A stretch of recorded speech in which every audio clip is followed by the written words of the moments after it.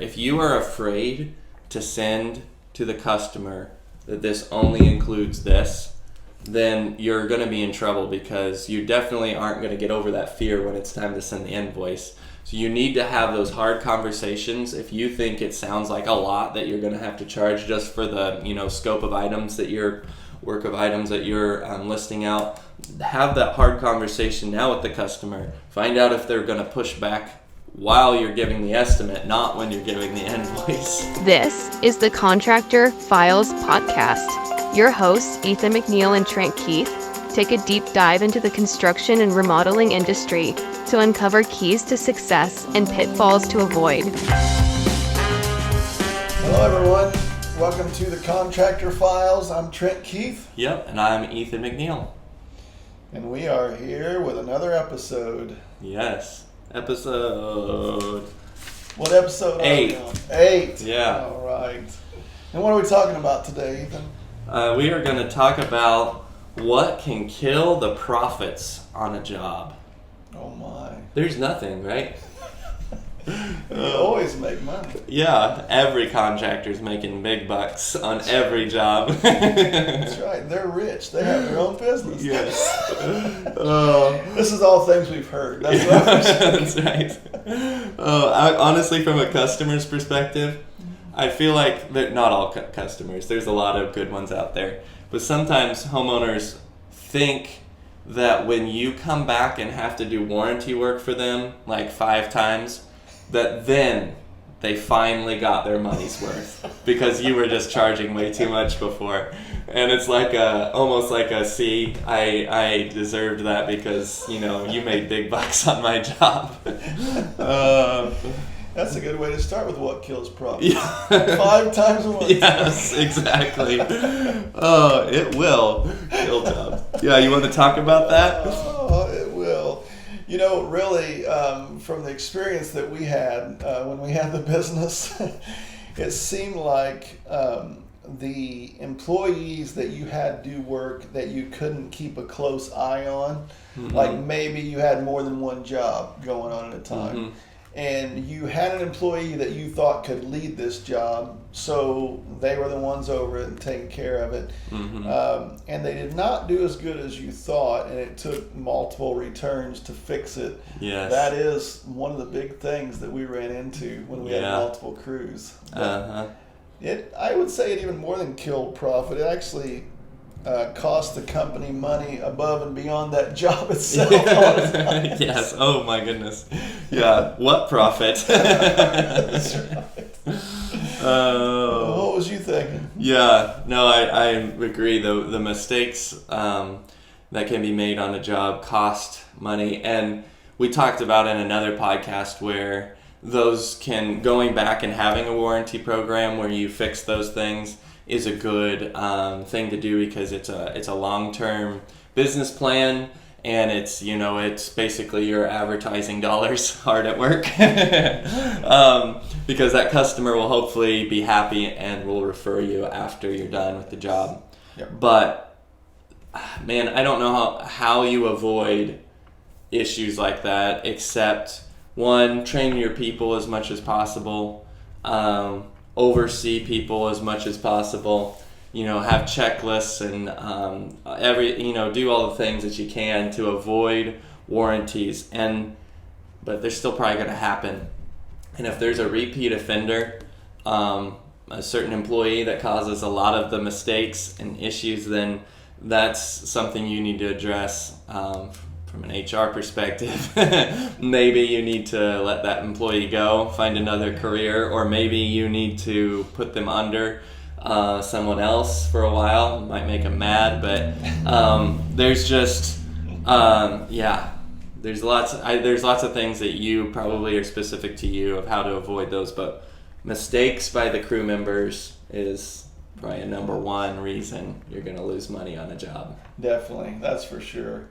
I think one of the false assumptions of contractors is that backing up your work will affect your profit, honestly. And this is kind of the flip side of that. Yeah. So, I've heard everything from a taillight warranty to a 10-year warranty. Well, a taillight warranty is once the taillights are out of sight, there's no more warranty. Oh, yeah. And a 10-year warranty is a little bit of an extreme. But at the same time, if you cannot provide at least a 1-year workmanship, what we always said was a 1-year workmanship warranty. Obviously, you cannot, as a contractor, back up the product itself. Right. The companies are supposed to take care of that produce the product. Yes. But you can provide a 1-year workmanship warranty. And when you first start, that's hard to think about because you think, wow, I can't go back there for a year if something goes wrong. But in all reality, if you can't back up what you or your employees do for a year, then you're headed down the wrong path anyway. It's actually as good an advertisement as you can get to back up your work for at least a year and let people know that you're wanting to take care of them the same way you want to be taken care of. Yep. You will have customers that take advantage of that warranty, but the majority, hopefully you have a good client base, will not. And it's worth it in the long run for the few that do take advantage and you feel like are kind of, playing the system. There will always be those, but hopefully overall it averages out and that warranty actually makes people confident to do business with you. So jumping to another topic, another very common reason why you could be losing money on your job is you are unorganized. Your job is unorganized. And there's lots of things that go into that. But probably I'll just say one and let you hop in on this as well. One of the biggest things is lining up materials. And this is before you start a job and also while you're doing the job. So make sure if you've got special order items, make sure you get those ordered before you start a job and preferably inspected because, around here, materials it's very common that you order a door and it come in bent. Oh my goodness.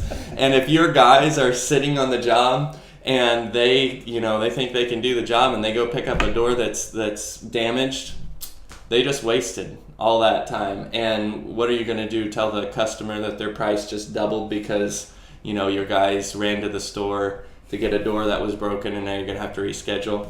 So organize your materials ahead of time. Inspect special order items. This is all stuff that I think office people can do. You don't have to overload your foreman or your crew members with this. This is something you as a business owner, if you don't have an office person, can do. Sit down with the customer, have them pick out any special order items and get those things ordered and then go make sure they actually look good before you start the job. And also with materials is while you're on the job. Actually, I can talk about that in a minute. Did you have anything else you wanted to add to that? I'll tag on to that. Yeah. Yes. Definitely, when you are getting ready to get a job started, one of the best ways to keep from killing your profit is to have either yourself as the owner or one of your lead guys to go to the job and make sure that everything's been brought there that you need, that Ethan said nothing's damaged, that it's ready to go, because running and picking up materials is one of the biggest killers of profit. When you're in the middle of something, you may only have 2 or 3 guys on that job, but when you have to send one to get some materials and the other 2 or 3 are standing around twiddling their thumbs till they get back, that costs a lot of money. And the customer is not happy. Yes, that's in right. that scenario. And it happens a lot. You deal with these big box stores. It's as common for materials to be damaged as it is not. Yep. So you have to be prepared ahead of time. You cannot wait until the morning of to look at stuff. No. Yep. And to piggyback on that. Oh, now I'm doing you first. Whoops. The other thing is while your crews are doing the job, be organized about any materials you do need to go get. Like Trent was saying, you don't want people just standing around. Teach your crew members, or if you're the lead, then do it yourself. But teach people, your whole company, to organize their time efficiently and only go get materials at the end of the day or the beginning of the day, if possible. Jumping around is the worst thing you can do for your crews. And that can be jumping around to go get materials. How many times you see crew members show up at the job, work an hour, then they're gone, get a part that they could have been doing something completely else while they were waiting. At the end of the day, they could go get all the parts they needed. Instead, they went and got that part, finished it, and then they found out they needed something else for the next part of the project. Yeah. And then they're gone another hour to go get materials. And so keep it organized. If you run out of materials on this one thing, go to do something else at the job until you run out there, or until the end of the day or the next day, where you can kind of like merge all of those material runs together. Yes. And your guys will probably hate you for that. Well, and I would say if you have an employee that goes to get your materials, be very specific, like you're saying, of when that's supposed to happen. Yep. Because from experience, employees that like to do running will find running to do multiple times a day. Yes. And if you don't give them guidelines to stay within, they'll be gone first thing in the morning, and then they'll be gone at lunch, and then they'll be gone right after lunch, and then they'll be gone before the day ends. Yep. And you have to streamline those things, because even if the hardware is only 20 minutes away, going there 3 times a day just lost you 40 minutes times 3, right? Yep. So you lost 120 minutes by running the hardware 3 times. Yep. And so, I think it's human nature to be in the middle of working hard and you're like, I want to just take a break or do something different. I'll just run and get this from the hardware because I know I need it. Yeah. So be very specific with your employees of when and when not to go get supplies. Yes. Yep. Another thing is, and this kind of goes with it, about being organized, is organize your schedule for your crews to... when they get done with something, don't have them jumping around to a million different jobs all at the same time. When they get done with something, I don't know why I said that. But basically, you will see contractors that a customer's been waiting for a week or 2 weeks or a month or whatever for them to start their job. They keep getting pushed back. And that contractor will say, okay, we'll come to your job. They get started on that job, but they didn't actually finish the other job. So they're jumping back and forth, trying to make both customers happy. And that is a good way to lose profit, because anytime that your crews are jumping around, whether it's getting materials, whether it's getting pulled off of the job to do some other random job, or they're, all of those things, you're losing money. You're losing drive time. You're also losing productivity, because I have never once seen somebody show up at the job and just get started on what they were supposed to be doing on minute 1. It usually takes them 30 minutes to get figured out what tools they need and what they're supposed to be doing. So try and stay organized with your schedule. Yes. Another big part of not killing your profit would be teach your employees how to be very specific with your customers of what they're doing and what their goals are, but not to talk for extended periods of time. Yes. We've had a lot of employees over the years who would spend hours talking with the employee because they like to talk. Yep. And that was a killer with the profitability, because not that they didn't do good work, but the problem is a lot of times the customers like talking to them just as well, and they were not getting anything accomplished. So make sure that they know they have to be polite and courteous, keep the customer updated, but it's not a social time working. Yes. And the problem is, with all of these things, running to get materials, talking to the customer, you have to charge for those hours, and that's going to mean the customer is going to be upset, because if the guy was there for 8 hours, but 2 of them was spent talking, and they get a bill for 8 hours. They're not going to be happy. And they don't understand that they wasted that employee's time for 2 hours. Yeah, that's one thing we heard at times where the lead guy would be running to get materials multiple times in a day. Mm-hmm. And the customer would say, well, they weren't here for 2 hours. They were only here 6 hours today. Yeah. And then the lead guy, when you talk to him, would say, well, they talked to me for 2 hours. I only could work part of the day. Yep. So next thing you know, half the day is gone between Yep. running and talking to the customer. So then, how do you handle that? That's the that's what you get to do as a business owner. Handle things like that. Oh man. Yeah. Another thing that I think is probably it might be up there as number 1. I don't know, but this will kill the profit on your job when the customer is adding or changing the scope of work constantly. And it happens all the time. And those customers can actually make you more money, but the key is you have to have them, and preferably in writing, agree to more money for every change or for everything they add to the job.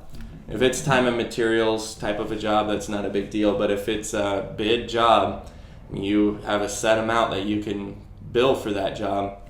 They add on, 20 more things. You've got to have 20 more line items of this is going to cost you this if I do this. This is going to cost you this if I do this. And otherwise, you will be eating those 20 other items, or you'll be sending a bill and they'll be upset and argue with you. That's not what the estimate was. Yeah. And that brings up a perfect point. A big part of killing your profit is when you do your estimate, if you're very vague of what you're doing, then they're going to use that. If you say, we're remodeling your kitchen. Yep. Well, everything they add that's in that kitchen, they're going to say, well, you said you're remodeling our kitchen. Yes. I thought that was part of it. Yep. You have to be very specific when you write up estimates to make sure that you cover yourself with what you're doing. So when they do add extra things, you can say, this is not on our list. Yes. It's no problem. We'll do it. But it's going to cost X amount of dollars. Yes. Yep. And have it in like what Trent was saying. Have it all written out. Have your estimate in writing and make it clear for you and the customer. If you are afraid to send to the customer that this only includes this, then you're going to be in trouble, because you definitely aren't going to get over that fear when it's time to send the invoice. So you need to have those hard conversations. If you think it sounds like a lot that you're going to have to charge just for the scope of items that you're listing out, have that hard conversation now with the customer. Find out if they're going to push back while you're giving the estimate, not when you're giving the invoice. Yeah, that's for sure. Because it will come around sooner or later. Yes. If you're trying not to share everything, it's going to come out before the job's done. Yep. Another thing that happens is unforeseen issues. Maybe there's rot damage. Maybe you had no idea that their panel was such a mess, or that their hot water heater was on its last leg. There's so many little things that come up. Sometimes big things that come up, termite damage or something. And if you don't have a way to handle those things, just like we're talking about these change orders, if you don't have a way to communicate to the customer that this is going to be extra, and this is roughly what I'm thinking in extras, and have them agree to it, then you're going to lose money, because you'll get done with that job, you'll have fixed their hot water heater, their panel, or whatever, and they're going to throw a fit if you did not approve that extra ahead of time. Even though it had to be done, even though there was rot in their, floor joists, you still have to have a clear way that you communicate the issue and how much extra it's going to cost. Otherwise, you'll lose money. For sure. It seems like that, all these different topics that we talk about come back to communication. Yes. Really, we may talk about that in every episode. Yeah, probably. Just communicate. Maybe that should be number one. Communicate. Yes. Communicate. That is the key. Yep. With all of it, because you're not understanding what all the customer's thinking, and they don't understand what all you're dealing with unless you communicate those things. Yes. If they understood it all, they would do it themselves. Right. They don't. They need help understanding where you're coming from, what you're doing, what could be extras, and all that. And if you do not communicate that, then to them, it's like you're trying to take advantage of them because they don't know all the details. So, again, communicate and treat them the way you would want to be treated if you had no idea what was going on in that process. Yep. Yeah, and write stuff down for your own benefit. Even if it's a text, like or an email. Like, it doesn't have to be this huge formal document if you don't have the time, but do something where it's written down, because you will have arguments with the customer, and you might forget what you said, and that does not go well. I know there's probably a million things in your mind, and if you told the customer a certain thing and you don't deliver, oh buddy, that's going to be bad news for you. And how are you going to dispute it if it's not written down?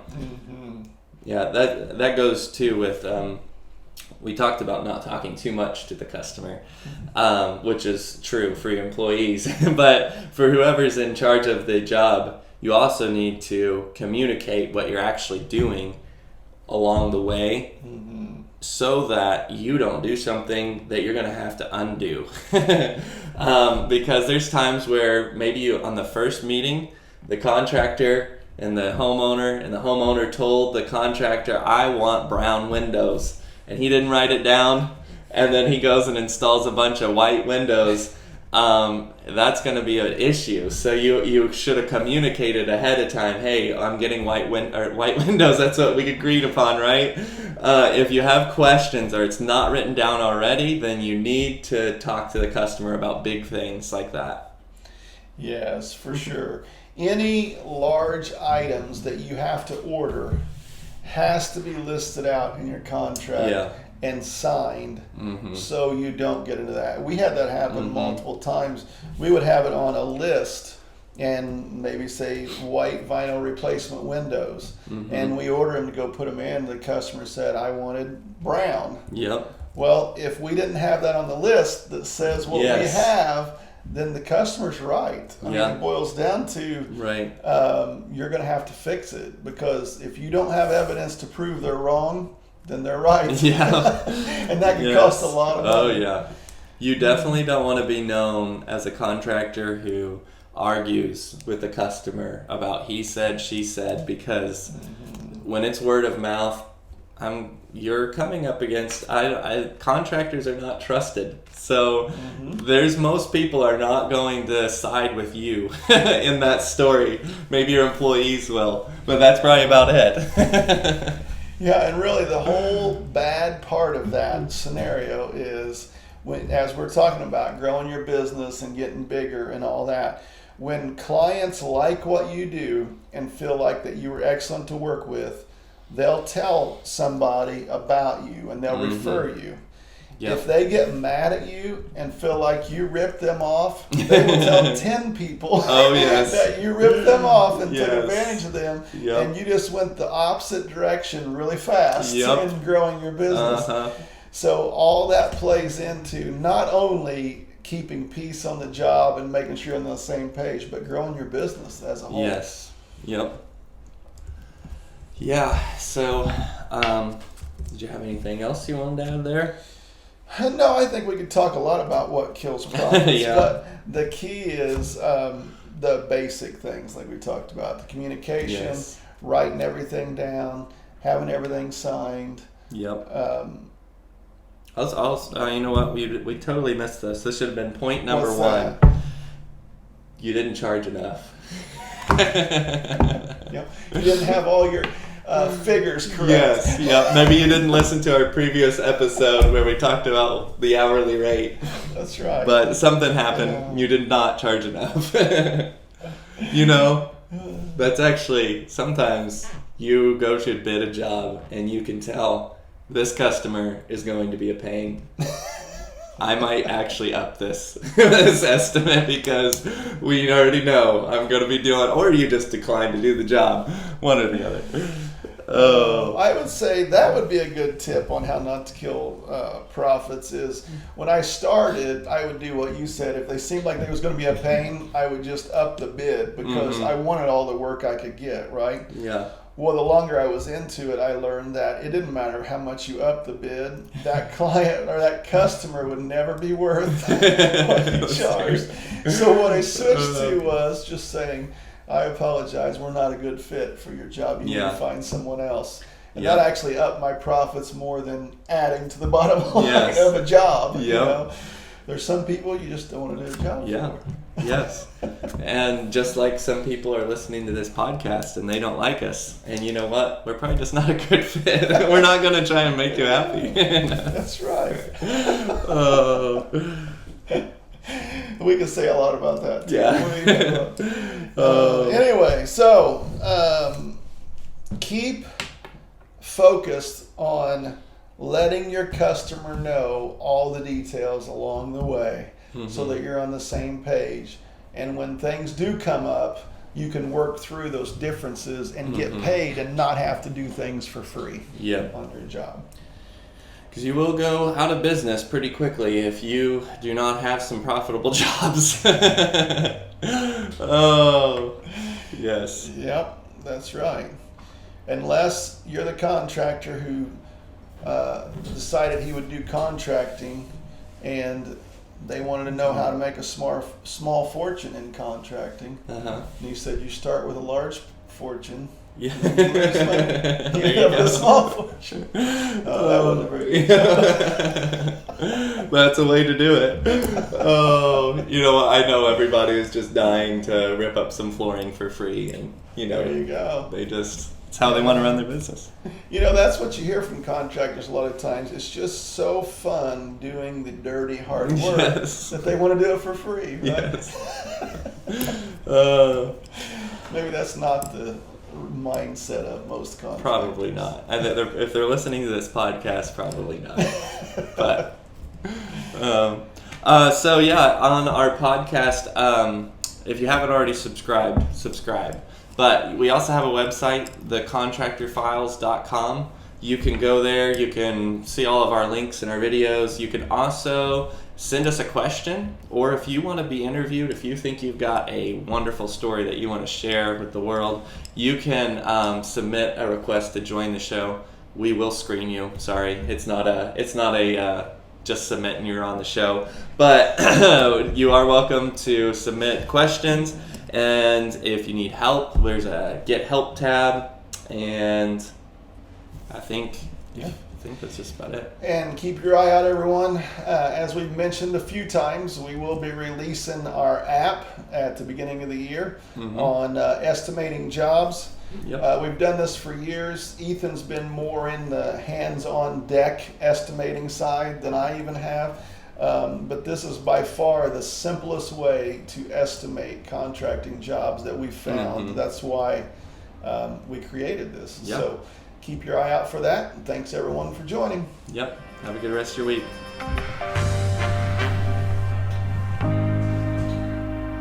Thank you for tuning in to our podcast. Be sure to share this podcast with your friends and family. To ask us any questions that might get answered in our next podcasts, please visit our website, thecontractorfiles.com. Have a great rest of your day.